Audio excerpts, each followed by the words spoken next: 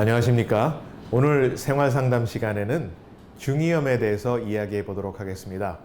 많은 분들이 이 귀에 생길 수 있는 질환, 중이염은 어린이들에게만 있는 질병으로 생각하고 계시는데요. 어린이들에게 흔히 생기는 병임은 확실합니다.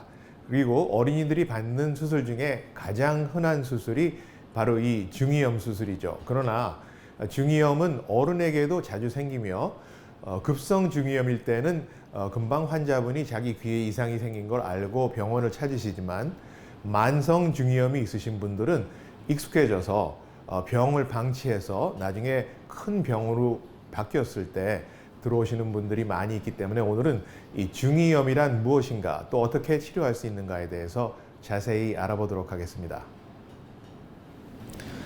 네, 지금 화면에서 우리의 귀 모형도를 보고 계시는데요. 우리의 귀는 크게 세 부위로 나누어질 수 있습니다. 여기 보시는 고막을 중심으로 고막 바깥쪽에 있는 귀를 외이 또는 바깥쪽 귀라고 하고요. 고막 안쪽에 있는 이 공간을 바로 가운데 귀, 중이라고 합니다. 이 중이 가운데 귀에 염증이 생기는 것을 바로 중이염이라고 하죠.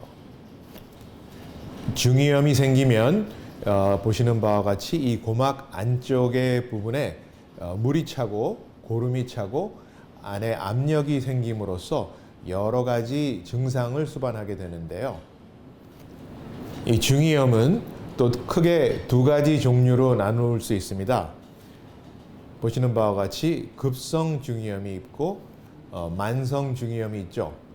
급성 중이염이 있을 때는 환자분께서 귀에 이상이 생긴 것을 금방 알아차리고 이비인후과나 병원을 찾으시는 경우가 많이 있습니다. 그런데 만성 중이염은 여러 해에 걸쳐서 차츰차츰 진행되는 중이염으로 어른들도 자기 귀에 이상이 생긴 걸 잘 모르고 익숙해져서 방치했다가 그것이 큰 병으로 발전해서 수술까지 받아야 될 때까지 기다리시는 경우가 많이 있어서 중이염의 종류에 대해서 아시는 것도 중요하고 또 그 증상이 어떻게 다른지도 아시는 것이 매우 중요하다고 생각됩니다. 네, 우리 가운데 귀 중이에 물이 차거나 또는 고름이 찼을 때 생기는 증상, 먼저 청력이 저하됩니다. 귀가 잘 안 들리게 되죠. 또 귀에 물이 찬 느낌, 물이 찰랑찰랑하는 느낌, 또는 귀에 이물감, 이런 것들이 제일 먼저 나타나는 증상 중에 하나고요. 압력이 많이 올라갔을 경우에는 통증을 유발합니다. 그리고 이거는 급성 중이염보다 만성 중이염에 주로 있는 문제인데요. 고막에 파열이 생기면서 중이 가운데 있던 고름이 귀 바깥쪽으로 흘러나오는, 이렇게 고름이 흘러나오는 증상도 수반할 수가 있습니다. 제가 방금 말씀드린 그런 증상이 생기셨을 때는 빨리 병원을 찾으셔서 내과적인 치료를 받으셔야 되는데요. 우선 항생제를 투여하게 되고 또 귀에 찬 물을 뽑아내야 되기 때문에 nasal decongestant, 또 코에 뿌리는 스프레이, 그리고 알러지에 흔히 먹는 항히스타민제 등을 투여해서 중이염을 내과적으로 치료할 수 있습니다. 네, 그래서 중이염에 대한 내과적인 치료를 계속했음에도 불구하고 증상이 완전히 사라지지 않는 경우, 청력이 정상으로 돌아오지 않는 경우, 이럴 경우엔 이비인후과를 찾으셔서 우선 진찰을 받으시고 본인이 가지고 계신 중이염이 급성 중이염인지 아니면 만성 중이염으로 발전하고 있는지를 확인하는 것이 매우 중요합니다. 그래서 중이염의 증상이 한 달 이상 지속됐을 때, 내과적으로 치료했는데 나아지지 않을 때, 이럴 때는 외과적인 치료가 필요한데요. 여기 보시는 바와 같이 고막 절개술을 생각할 수 있습니다.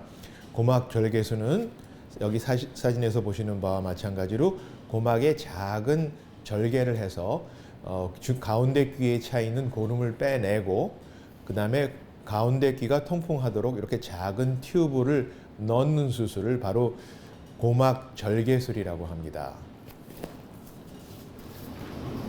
네, 이 고막 절개술은 보시는 바와 같이 고막에 작은 절개를 해서 고막 안쪽 가운데 귀에 차 있는 물 또는 고름을 빼어내고 또 작은 튜브를 집어넣음으로써 안쪽에 가운데 귀가 통풍되도록 하는 수술인데요.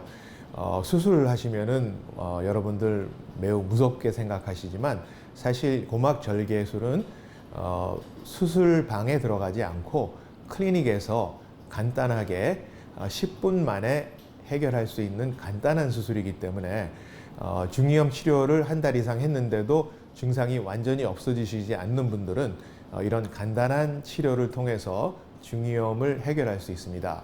그런데 만약에 이런 치료를 받지 않으시고 더 방치하셨을 경우 이 중이염이 만성 중이염이 되게 되면 훨씬 더 큰 수술을 필요로 하는 경우가 있습니다.